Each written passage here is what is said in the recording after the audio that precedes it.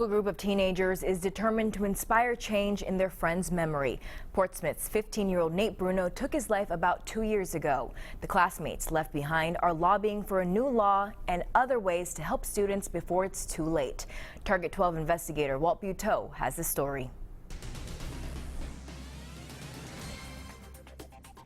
There's a national movement, it's okay not to be okay. And locally, two Portsmouth High School student groups are trying to create a mental health awareness model for other students to follow.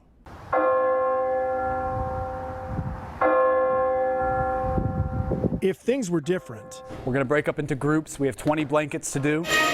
This crowd of Portsmouth High School students cutting, perfect, tying. Oh, you guys are good. Creating blankets for patients at Hasbro Children's Hospital might have included the teenager who now inspires them. I very much enjoy it. One of Nathan Bruno's best friends says he would have been the one cracking jokes as he worked. I just remember he's a super funny kid. Owen Ross met Nate in 5th grade. He would just walk around the hallways and it would just be like an inside joke. He'd scream shark, and then everyone would drop to the ground just for no reason. It was just it just made every situation super funny. Nate was about 4 months shy of his 16th birthday when his father noticed a difference. He remembers bringing it up at the dinner table. I said, hey Nate, I feel like something's off.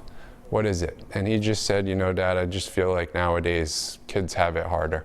Right when it happened, it was horrible, but then even in the days after, it was kind of just getting worse before it got better. And then you're going to tie the two blankets together. Stephen Peterson, who helped organize the hands and hearts behind this blanket making factory, was Bruno's boss at a local restaurant after the 15-year-old ended his life in February of 2018. His friends went to Peterson. Really, it just started out with a couple of guys meeting and saying, this is how we feel, and then they're saying, but we want to make some change happen. We don't want this to just have happened and we move on and we think about Nathan and we cry about it. We do these sort of things. We want something positive to come. We want to make sure that the way we feel right now is not a way that anybody else ever feels again. Peterson knocked on Bruno's front door looking for the okay to start what's blossomed. Zip right through all of these. Into every student initiative and Be Great for Nate. They wanted to raise the awareness of, what they would see in a friend if they were under stress. They also helped create the Nathan Bruno Jason Flatt Act proposal,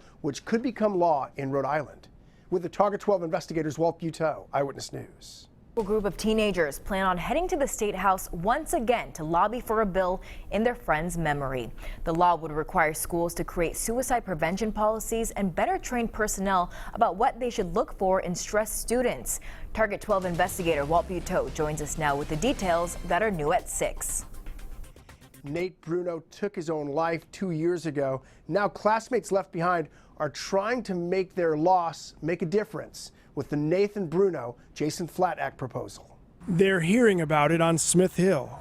This is not an easy process. On this afternoon, Every Student Initiative is getting a crash course in civics from Portsmouth Senator James Seveny, one of the sponsors of a bill that would change how schools handle mental health issues. We've changed our strategies of how we're going to go about it. Colin Cord is the student organization's policy director, determined to nudge the bill out of committee before he graduates next year. And we will have a larger group go up there to try and push the process forward. To make yourself a part of the process is it's really powerful.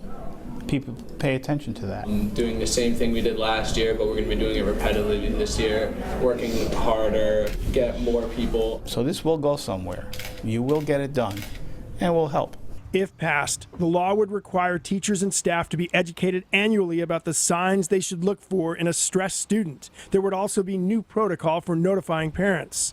Nate's father tells us his son's case did not involve clinical depression, drugs, or alcohol, and there were no red flags pointing to suicide.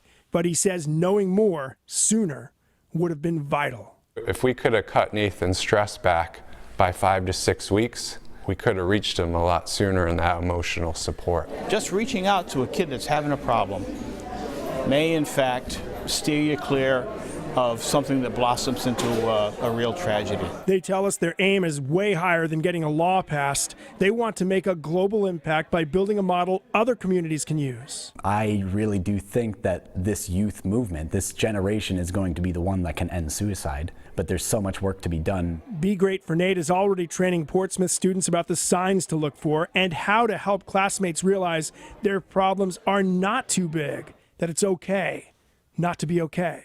That's one of the stigmas that we bring up, like things that we try to break down, like boys don't cry, and like if you have mental illness, you're weak, and all that kind of stuff. That's just what we kind of want to get out of people's heads.